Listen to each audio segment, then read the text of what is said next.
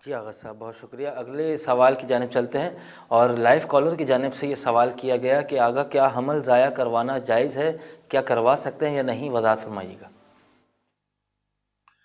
دیکھیں جی، حمل جو ہے وہ اس کو مختلف مراحل میں ضائع کیا جا سکتا ہے۔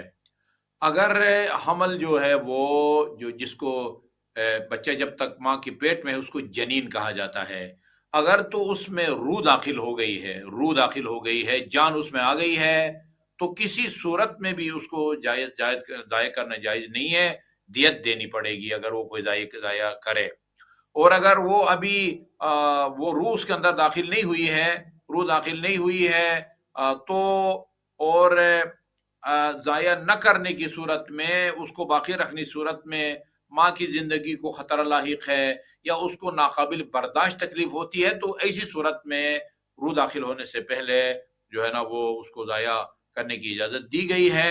لیکن روح داخل ہونے کے بعد کسی صورت میں بھی، بعض لوگ پوچھتے ہیں، وہ ڈاکٹر کہتے ہیں کہ اس کا جو ہے نا وہ ابھی وہ جسم بڑھ نہیں رہا ہے، نشو و نما جو ہے نا وہ اس میں اس طرح نہیں ہے، یا اس کا دماغ کم ہے، سر معمول سے بہت بڑا ہے، دل معمول سے بہت بڑا ہے، پیدا ہوتے ہی مر جائے گا، یا جو ہے نا وہ شکل و صورت اس کی جو ہے نا وہ اس طرح بگڑی ہوئی ہوگی، یہ ان میں سے جو ہے نا کوئی بھی عذر جو ہے نا وہ اس کی وجہ سے کوئی جواز نہیں بنتا کہ ایک چھوٹے بچے کی جو ہے نا وہ جان لی جائے۔ یا تو خلاصہ یہ ہے کہ روح داخل ہونے سے پہلے، اس میں جان آنے سے پہلے اگر ماں کی جان کو خطرہ ہے یا ناقابل برداشت تکلیف، تو پھر جائز کر سکتے ہیں، کہ روح داخل ہونے کے بعد کسی صورت میں بھی جو ہے وہ جائز نہیں ہے، جی حرام ہے، قتل کے زمرے میں آتا ہے۔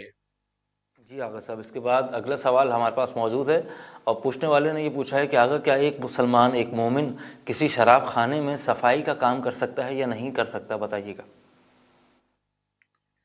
دیکھیں، صفائی کا کام جو ہے نا وہ اس میں وہ نہیں ہے، اس کا کام شراب پیش کرنا وغیرہ نہیں ہے، وہ صرف صفائی کرتا ہے، تو اس کو حرام نہیں کہہ سکتے۔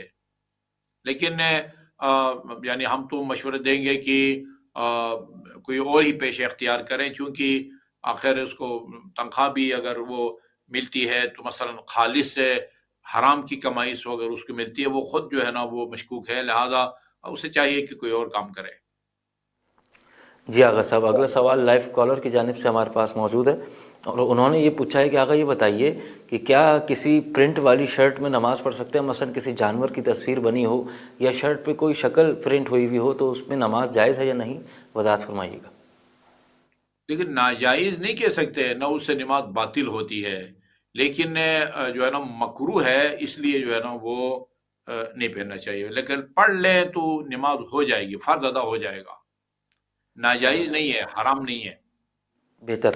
اگلے سوال کی جانب چلتے ہیں، اور پوچھا گیا ہے کہ جو عالم دین وکیل کے طور پر کوئی کام انجام دے رہا ہو، کیا وہ عادل گواہ کے طور پر بھی شمار ہو سکتا ہے یا نہیں؟ اور آغا صاحب اسی سوال کے ساتھ ایک یہ سوال بھی ہے کہ کیا کوئی غیر اہل تشیع جو شیعہ نہیں ہو اور وہ عادل ہو، مثلا نماز بھی پڑھتا ہو، کھلم کھلا گناہ بھی کوئی نہ کرتا ہو، تو کیا اسے بھی عادل گواہ کے طور پر شمار کیا جا سکتا ہے یا نہیں؟ وضاحت فرمائیے گا۔ دیکھیں جی، دو حصے ہیں سوال کے۔ پہلا حصہ ہے کہ وہ جو کسی خاتون کا صیغہ طلاق جاری کرنے کے لیے وکیل بنا ہے، وہ گواہ بن سکتا ہے یا نہیں بن سکتا ہے؟ نہیں، صیغہ طلاق جاری کرنے والے کے علاوہ دو عادل گواہ ہونی چاہیے۔ دوسرا، عادل ہونا چاہیے۔ عادل کا مطلب یہ ہے کہ وہ گناہ کبیرہ نہ کرے، اور وہ امام کی امامت کے انکار سے بڑھ کے اور کون سا گناہ کبیرہ ہو سکتا ہے؟ بے شک آغا صاحب، اگلے سوال کی جانب چلتے ہیں۔ بعد السلام، انہوں نے پوچھا ہے کہ آغا صاحب میرا سوال یہ ہے کہ اگر مستحب روزہ ٹوٹ جائے تو اس کا کفارہ کیا ہوتا ہے؟ اور درمیان میں اگر کوئی کھلوا دے روزہ، افطار کروا دے، تو کیا وہ روزہ مکمل ثواب ہمیں ملے گا اس کا یا نہیں؟ وضاحت فرمائیے گا۔ دیکھیں، اپنی مرضی سے روزہ توڑتے ہیں تو کوئی کفارہ نہیں ہے، مستحب روزہ اس کے توڑنے کا کوئی کفارہ نہیں ہے۔ اور اگر کسی کی دعوت پر آپ افطار کرتے ہیں تو اس کے بارے میں تو ہے، فقہا نے بھی لکھا ہے، روایات میں بھی ہے کہ اس سے آپ کو روزے سے زیادہ جو ہے نا وہ ایک مومن کی خواہش پوری کرنے پر جو ہے نا وہ آپ کو اجر ملتا ہے۔ جی جی۔ جی آغا صاحب، اس کے بعد ہمارے پاس سوال موجود ہے کہ مالی خمس میں سے سہم سعادات کہیں بھی دیا جا سکتا ہے، یا جس ادارے میں ہم دے رہے ہیں اس کے پاس اجازت مجتہد ہونا ضروری ہے یا نہیں؟ وضاحت فرمائیے گا۔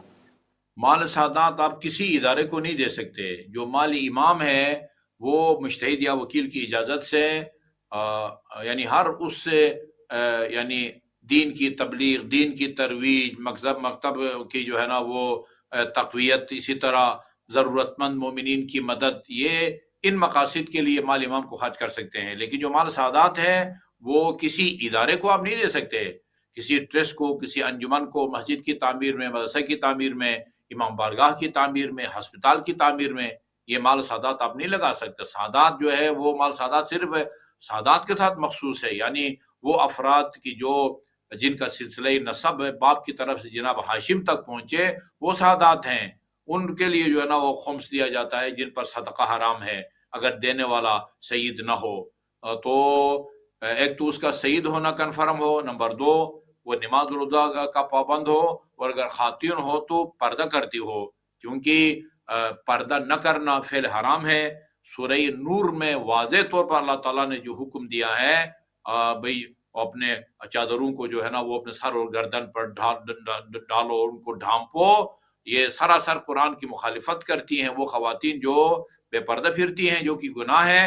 اور اس لیے جو ہے نا وہ متجاہر ہے کھلم کھلا روزانہ جو گناہ کرے اس کو جو ہے نا وہ مال سعادت نہیں دے سکتے. سید ہو، غریب ہو، نماز روزے کا پابند ہو، خاتون ہو تو باحجاب ہو، کسی ادارے کو مال سعادت کسی صورت میں بھی نہیں دے سکتے. جی آغا صاحب،